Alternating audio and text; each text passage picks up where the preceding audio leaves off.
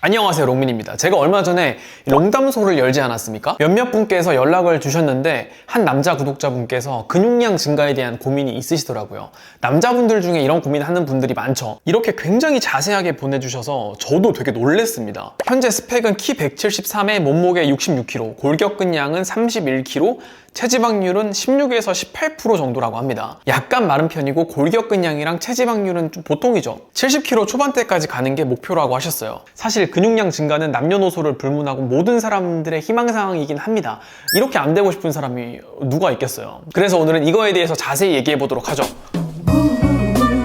사연의 주인공 중건님은 운동을 성실하게 하십니다. 만 2년 됐고 주 5회에서 6회 하고 하루 1시간 헬스, 10분에서 15분 유산소 타고 주말에는 수영도 하세요. 이 정도면 이미 상위 5%가 되겠죠? 근데 제가 사연을 보다가 꽂히는 부분이 있었어요. 살이 잘 안 찌는 멸치 체질이고 근육량도 잘 안 는다. 살이 잘 안 찌는 분들은 지금보다 무조건 더 먹어야 합니다. 뻔한 말 같지만 한번 들어보세요. 진화학적으로나 생물학적으로 근육 생성은 1순위가 아닙니다. 심장, 간, 뇌 이런 장기들이 먼저 돌아가게 하고 굶을 때를 대비해서 지방 저장도 하고 그래도 남은 에너지로 근육을 만들어요. 자, 근데 이렇게 말하면 나 진짜 많이 먹어, 하루 3끼 꼬박꼬박 다 챙겨 먹고 그래도 안 찐다고 이렇게 얘기합니다. 이런 분들은 두 가지를 먼저 확인해 보시는 게 좋습니다. 첫 번째, 내가 좋은 음식으로 매일 꾸준히 먹는가? 다른 말로 하면 하루 섭취 칼로리가 충분한가? 피자나 야식이나 과자나 라면 이런 걸 종종 먹는 걸로 나 많이 먹는 사람이야 라고 착각하고 있을 수도 있어요. 본인의 라이프 스타일을 다시 한번 생각해 보세요. 패스트푸드, 단 거, 야식 이런 거 살찔 수 있죠. 근데 그렇게 하면 역류성 식도염 걸리거나 비알코올성 지방간으로 간 수치 높아지거나 똥배만 나옵니다. 근데 그건 우리가 원하는 방향이 아니지 않습니까? 아침과 낮, 이른 저녁에 섭취량을 꾸준히 늘려서 식단, 운동 병행하면 살이 근육이 안 붙을 수가 없어요. 소화력이 약하다? 나눠서 자주 먹고 조금씩 먹는 양을 늘리면 됩니다. 두 번째, 기초대사량. 대사량이라는 건 기초대사량 플러스 활동대사량 플러스 소화대사량인데 이 기초대사량이 대사량의 70~80%를 차지해요. 그만큼 중요한 거죠. 근데 이게 사람마다 다 달라요. 보통은 키가 크거나 근육량이 많거나 체중이 많이 나가면 기초대사량이 높습니다. 자, 그런데 운동 안 하는 185인 사람보다 제가 기초대사량이 더 높을 수도 있고 저랑 키는 똑같은데 저보다 마른 사람이 저보다 기초대사량이 높을 수도 있어요. 즉, 키, 체중에 관계없이 타고나는 것도 크다는 말입니다. 참고로 기초대사량은 인바디로도 정확한 측정이 어렵습니다. 평소에 살이 찌지도 않고 빠지지도 않는다면 내가 하루 동안 먹는 음식 칼로리의 총합이 나의 총 대사량에 근접하다고 볼 수 있겠죠. 이걸 계산해보고 싶으면 며칠 식단을 적어보고 칼로리 계산해보고 총합으로 일수를 나누면 되겠죠. 자, 그러면 지금까지 말한 두 가지, 깨끗한 음식으로 매일 자주 많이 먹고 있는가? 첫 번째. 두 번째, 기초대사량. 이 두 가지를 바탕으로 중건님 식단을 한번 볼까요? 아침에 사과 반쪽, 땅콩 버터, 그릭 요거트, 그래놀라, 구운 계란 1개, 우유 100ml. 점심에는 회사 일반식 먹고 샐러드랑 단백질도 잘 드시고요. 간식도 프로틴바, 두유 하나씩 드시고 저녁에는 점심처럼 보통 먹고 김밥이나 닭가슴살 같이 먹는다 라고 하셨어요. 야식은 안 드시고 안 먹는 것도 아니고 골고루 잘 챙겨 드세요. 그런데 체중이 잘 안 는다, 먹는 양이 부족하거나 타고난 기초대사량이 높을 수 있다. 또 확인할 수 있는 건 지금 먹는 양의 총합 칼로리가 중건님의 총 대사량에 근접하겠죠.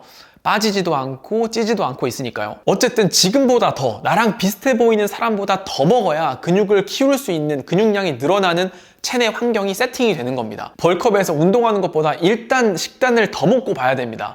자, 그러면 이걸 얼마나 어떻게 더 먹어야 하냐, 이게 궁금하지 않습니까? 순수하게 근육만 붙는 게 이상적이지만 너무 힘들어요. 현실적으로 일반인들이 식단을 잘 했을 때 체지방과 근육이 1:1 비율로 늘어납니다. 사람에 따라서는 근육 비율이 높을 수도 있습니다. 그리고 한 달에 체중의 3%를 늘리는 게 보편적인 매스업의 루트예요. 중건님의 경우에는 66kg니까 3%, 약 2kg죠. 자, 그러면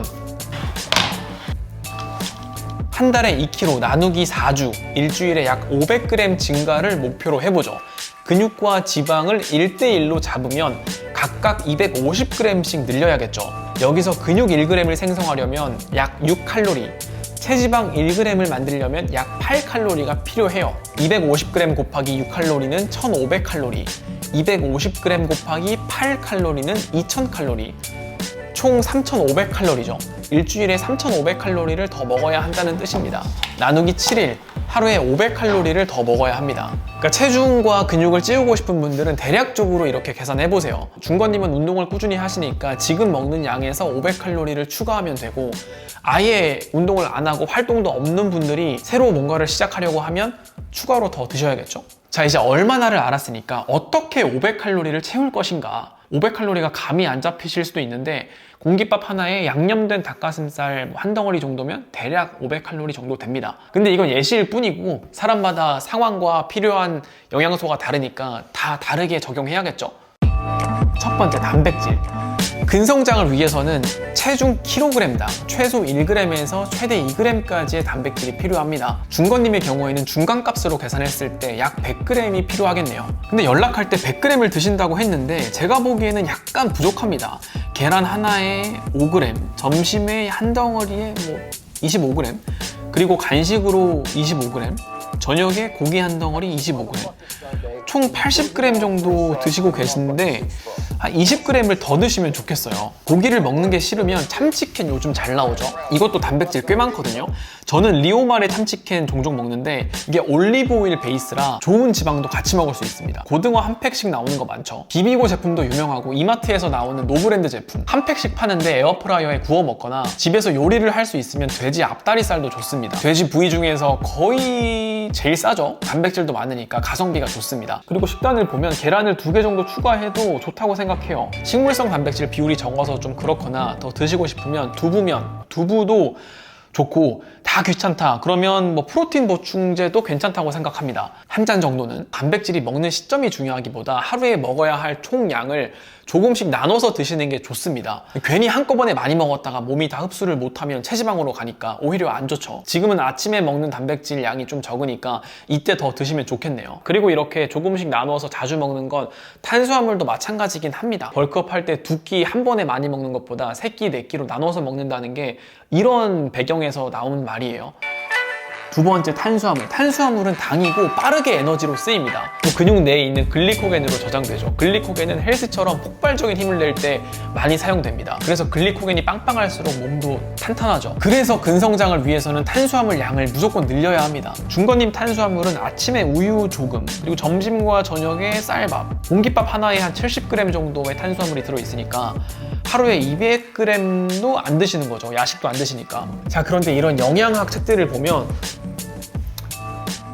킬로그램당 5g, 많게는 7g에서 8g까지 탄수화물을 먹으라고 하는데 쌀밥 한 4-5공기를 먹어야 하는 거예요. 바로 이렇게 먹는 게 버거울 수 있습니다. 물론 몸에 잘 맞고 할 수 있으면 좋습니다. 제 얘기를 잠시 해보면 저도 근육량을 늘려보려고 애를 썼던 적이 있어요. 우유에 바나나에 프로틴 파우더에 이것저것 넣어서 벌크업 쉐이크도 먹고 쌀밥 한 4-5공기 먹고 단백질도 체중 곱하기 2배수까지 먹고 이렇게 벌크업을 해보려고 엄청 먹었던 적이 있습니다. 근데 저는 그때 체지방이 많이 붙었습니다. 벌크업보다는 살크업 쪽에 가까웠던 거죠. 지금 중건님께서 급격하게 체중을 늘릴 것도 아니고 식단 깨끗하게 하면서 헬스랑 병행하면 근육이 잘 붙습니다. 지금 2공기 드시고 계시니까 한 번에 4공기로 늘리기보다는 일단 한 공기만, 탄수화물 한 70g 정도만 늘려보세요. 회사에서 밥을 자주 드시니까 밥을 반 공기씩 더 드시거나 밥을 제때 못 먹으면 바나나를 자주 활용해보세요. 바나나가 되게 좋습니다. 근데 소화도 빨라서 애매할 때 먹기 좋거든요. 운동 전에도 좋고 운동 후에도 좋고, 그리고 식사를 할 때도 혈당 지수가 낮은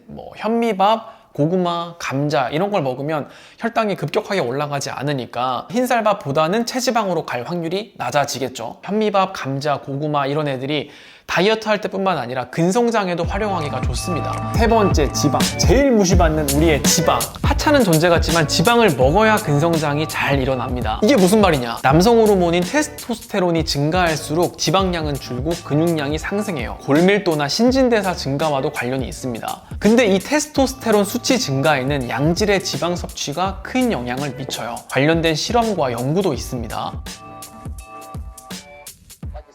여자들도 남자들보다 테스토스테론 수치가 적을 뿐이지 있습니다. 그러니까 남녀노소 지방은 다 드셔야 하는 거예요. 굳이 칼로리로 얘기를 하자면 하루 섭취량의 한 10%에서 20%는 지방으로 먹어주는 게 좋습니다. 한 3000칼로리면 올리브유 50g, 버터 50g 정도가 됩니다. 이걸 일일이 계산하기가 힘들잖아요. 남자분들은 뭐 샐러드 드실 때 올리브유 한 3, 4숟가락, 여자분들은 2, 3숟가락 정도 넣는다고 생각하면 돼요. 그리고 늘상 먹는 돼지고기, 소고기, 뭐 아몬드, 아보카도에도 지방이 많으니까 강박적으로 생각하기보다 평소에 그냥 자연스럽게 먹는다라고 생각해보세요. 탄수화물, 단백질, 지방 괜히 3대 영양소라고 하는 게 아니고 어느 하나 무시해서는 안 됩니다. 중건님 식단을 정리해보면 탄수화물, 단백질 위주로 하루 500칼로리 추가 섭취하고 조금씩 자주 먹는다가 되겠네요. 먹어야 할 단백질량 계산해보고 탄수화물 늘려보고. 자, 근데 탄수화물을 한 3, 4공기, 밥 3, 4공기를 먹는데도 잘 안 찐다. 그러면 단백질과 지방을 잘 챙겨 먹고 있는지 확인해 보셔야겠죠. 그리고 3대 영양소 섭취가 늘어난 만큼 뭐 비타민, 무기질, 식이섬유 이런 것도 꼭 잘 챙겨 드셔야 돼요. 자, 이렇게 식단을 마무리했고 이제 중량은 벌크업의 필수 조건입니다.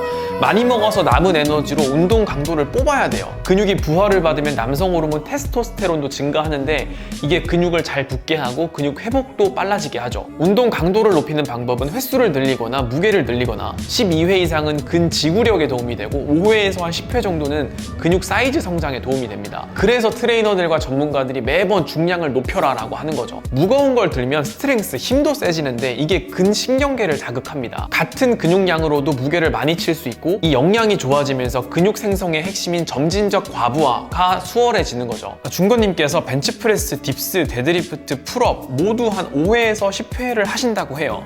횟수만 보면 별 문제가 없습니다. 그런데 정체기인 것 같다. 하는 것만 하고 루틴도 똑같고 무게도 안 오른다고 하는데 사실 더 할 수 있을 겁니다. 자기 힘을 과대평가하는 사람도 많지만 과소평가하는 사람도 생각보다 많거든요. 저도 예전에 벤치프레스 할 때 60kg에서 잘 안 늘었어요.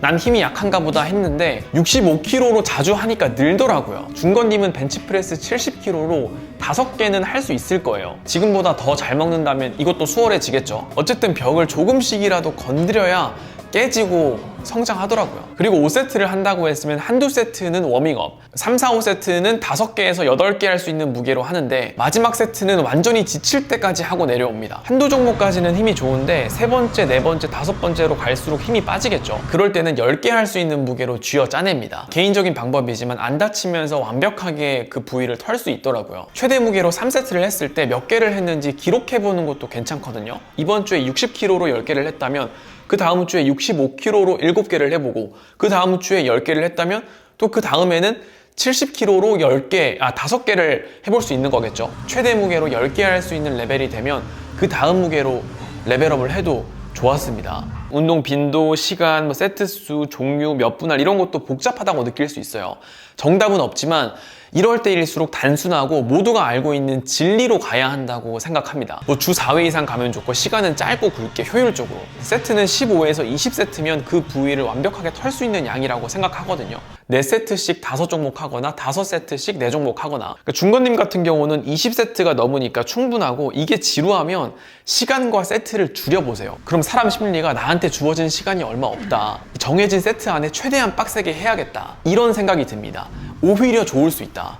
그리고 운동 종류는 스쿼트, 벤치프레스, 데드리프트, 풀업, 턱걸이 이런 것들이 기본이라고 하죠. 관절이 여러 개 쓰여서 여러 부위에 자극을 줍니다. 굳이 많은 종목 할 필요 없이 몇 개만 집중 공략해도 충분히 몸이 커질 수 있습니다. 물론 이게 어렵고 잘 안 되면 머신을 이용해도 돼요. 어쨌든 점진적으로 과부하만 주면 근성장은 일어나니까요. 중건님처럼 초반에 프리웨이트, 뒤로 갈수록 머신, 대근육 먼저, 소근육 나중에 이렇게 프로그램을 짜는 건 잘 알려진 방식이고 저도 이게 좋다고 생각해요. 가슴, 등, 허벅지 이런 대근육이 커져야 성장이 빨라지죠. 지금 4분할로 하시는데 다음 주, 다다음 주는 3분할도 해보시고 그 다음 주는 5분할도 해보시고 벤치프레스를 빼고 덤벨 벤치프레스를 넣으셔도 되고 등 운동 1번을 풀업으로 해본다던가 한 종목당 3세트씩만 해본다던가 이런 식으로 자꾸 변화를 줘보세요. 저는 이렇게 생각합니다. 분할수가 중요한 게 아니라 본인이 재밌어야 합니다. 지금처럼 똑같은 운동으로만 하면 5분 후에 어떤 운동할지 내일 어떤 운동할지 머릿속으로 다 그려지죠. 새로운 자극이 없는 거예요. 그러니까 이걸 뇌랑 근육도 다 알고 있습니다. 색다른 인풋이 있어야 색다른 자극, 부하가 있는 건데 이게 똑같아서 아마 성장이 멈췄다고 느꼈을 겁니다. 그리고 좀 흥미롭고 공감하실 만한 특이사항이 있습니다. 하체를 하기 싫어서 잘 안 한다고 해요. 일주일에 한 번 정도? 하체 하기 싫어하시는 분들 많죠. 처음에는 적게 해도 됩니다. 운동 자체가 정 별로면 프리웨이트 말고 머신을 적극적으로 이용해보세요. 그렇게 해도 점진적 과부하가 가능합니다. 조금 전에도 말씀드렸지만 재미를 느끼려면 방법을 자꾸 바꿔야 합니다. 그리고 하체를 안 한다고 몸이 안 커진다? 뭐 그런 건 아니고 상체 위주로 해도 상체 잘 큽니다. 대신 하체를 하면 장점이 워낙 많고 좋은 게 분명하고 근육도 조금씩 붙고 하다 보면 본인이 재미를 느낄 거고 그때 하체 운동을 열심히 해도 돼요. 우리가 대회 나갈 것도 아니고 꾸준히 멀리 바라보고 하는 거잖아요. 그러니까 운동을 재미있게 하자고요. 그리고 마지막 애로사항, 몸이 뻣뻣하고 스쿼트 할 때 무릎이 안 좋아지는 것 같아서 꺼려지고 하체 할 때는 스트레칭이 진짜 중요해요. 다른 어떤 부위보다 더 많은 관심과 시간을 쏟아야 합니다. 그러니까 최소 20분 이상 하시는 걸 추천드릴게요. 발목, 종아리, 허벅지, 이 고관절, 가슴, 척추, 목, 그러니까 이 하체라고 하체만 하는 게 아니라 신체 전체를 다 풀어줘야 합니다. 저는 매번 이렇게 해요. 그리고 무릎 보호대를 꼭 착용하셔서 관절을 따뜻하게 해주세요. 무릎이 안 좋아지는 느낌 공감하거든요. 저도 예전에 달리기랑 스쿼트를 잘못하다가 왼쪽 무릎이 좀 안 좋았던 적이 있어요. 지금도 막 편하진 않거든요. 한번 트라우마가 생기면 움츠러들고 조심스러워져요. 저도 이제 무릎 보호대를 안 끼는 날에는 절대 무겁게 안 합니다. 자, 오늘 영상은 여기까지입니다. 준거님께서 궁금하셨던 점도 잘 해소가 됐으면 좋겠습니다. 영상 텀이 좀 길었죠? 하고 싶은 얘기가 많아서 썼다가 지웠다가 그러니까 이런 과정 때문에 조금 지연이 됐어요. 어쨌든 제가 드리고 싶은 얘기가 잘 전달됐으면 좋겠습니다. 그리고 꼭 목표하시는 바 이루길 바랄게요.